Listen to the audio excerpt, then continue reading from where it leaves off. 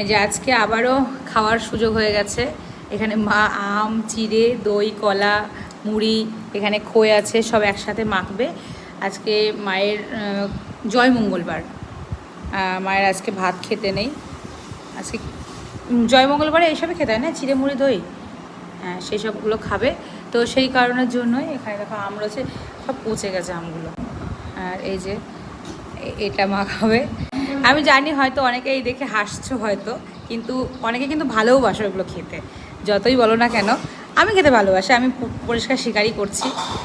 এটা খেতে আমার খুব ভালো লাগেও। বেশ আম, দই, চিড়ে, কলা দিয়ে মেখে একটা অন্যরকমই স্বাদ, যেটা যারা খায় না তারা এগুলো বুঝবে না। যাই হোক, ওই জন্য মা আজকে এটা খাবে, তো আমি বললাম আমাকে একটু দাও, আমিও অল্প একটু খাবো। আর এই গরমে কিন্তু পেটটাও ঠান্ডা হয়, ওফ দারুণ টেস্ট লাগে গরমে।